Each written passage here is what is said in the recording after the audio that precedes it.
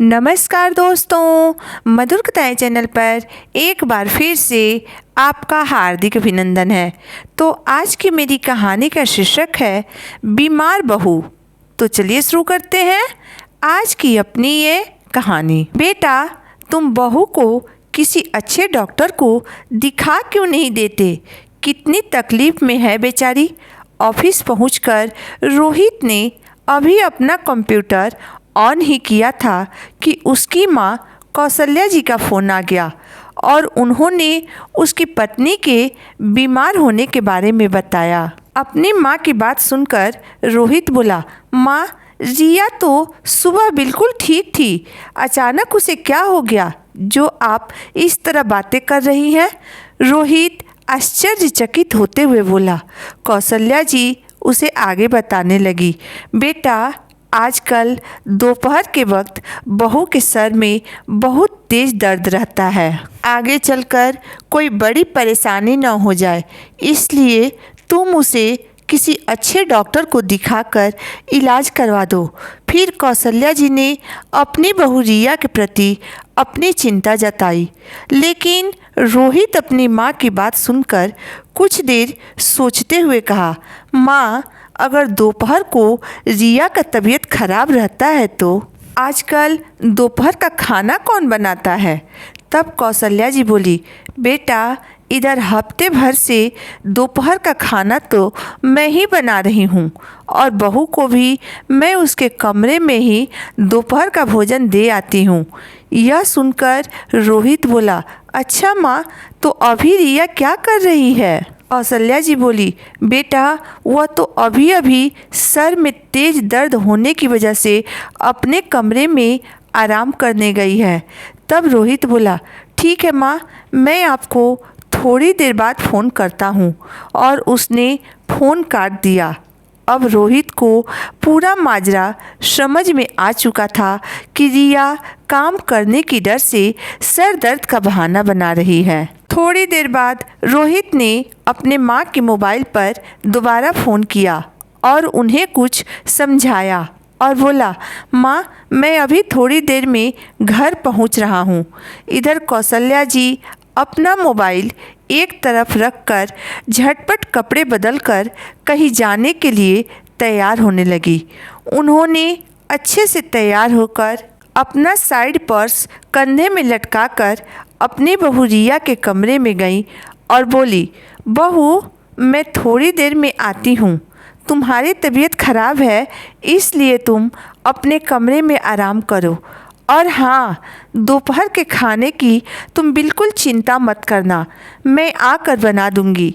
यह कहते हुए कौशल्या जी रिया के कमरे से बाहर निकलने के लिए मुड़ी कि तभी बिस्तर पर लेटकर अपने मोबाइल पर अंगुली घुमाते हुए रिया ने उन्हें पीछे से आवाज़ लगाई, मम्मी जी, आप कहीं जा रही हैं क्या?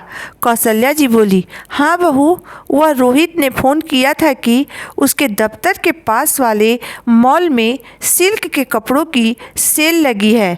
मैं वहीं से अपने लिए एक साड़ी लेने जा रही हूँ। सास की बात सुनकर रिया बोली, मम्मी जी, शॉपिंग तो मुझे भी करनी थी, अगर आप कहें तो मैं भी आपके साथ चलूँ?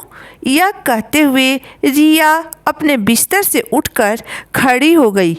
यह देखकर कौशल्या जी बोली, बहू, तुम्हारे सर में दर्द है, तुम्हें चक्कर भी आ रहा है, कहीं मॉल में तुम चक्कर खाकर गिर गई तो मैं अकेली क्या कर पाऊंगी भला?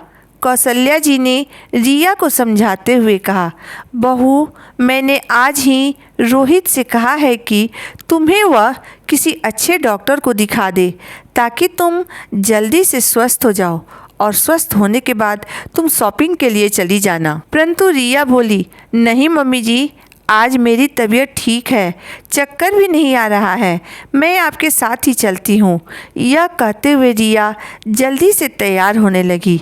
रिया का यह रूप देखकर कौशल्या जी को बहुत हैरानी हुई।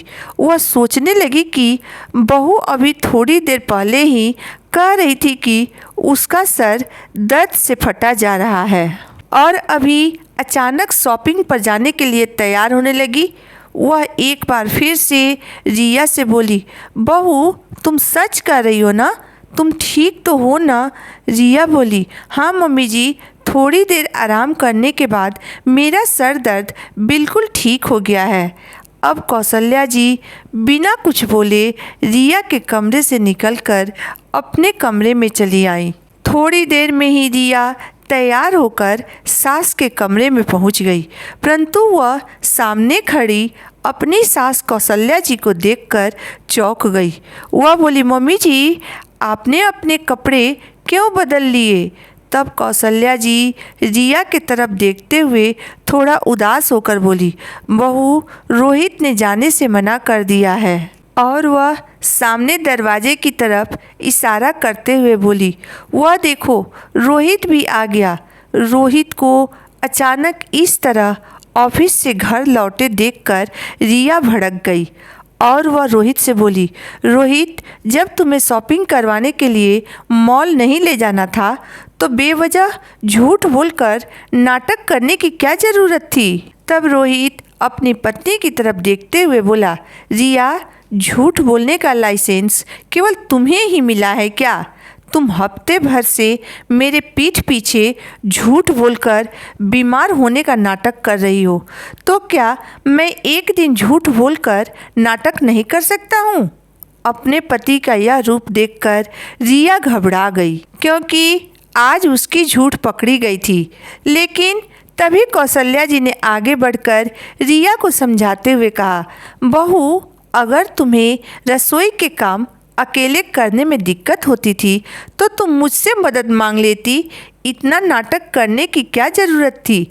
झूठी बीमारी का बहाना बनाकर तुमने हम सबको चिंता में डाल दिया था। अपना झूठ उजागर होते ही रिया का सर शर्म से झुक गया। वह सास और पति से नज़रें नहीं मिला पा रही थी। वह शर्म से पानी पानी हो गई। वह चुपचाप अपनी नज़रें झुकाए कौशल्या जी की बात सुनती रही, कुछ न कह सकी। लेकिन अपने बेटे की सूझबूझ देखकर कौशल्या जी मन ही मन उसकी सराहना कर रही थी और उस पर गर्व महसूस कर रही थी। अब उन्हें अपनी बहू की असली बीमारी भी समझ में आ चुकी थी। दोस्तों, अगर काम नहीं करना है तो अपने परिवार वालों से कह दीजिए। झूठी बीमारी का बहाना बनाकर पूरे परिवार को परेशान करना अच्छी बात नहीं है। तो कैसी लगी मेरी आज की कहानी, आप मुझे ज़रूर बताइएगा। अगर आपको मेरी कहानी अंत तक पढ़ने और सुनने के बाद पसंद आई हो तो मेरे वीडियो को लाइक कर दीजिएगा, चैनल को सब्सक्राइब कर दीजिएगा। तो फिर मिलते हैं एक नई वीडियो, एक नई कहानी के साथ। तब तक के लिए धन्यवाद।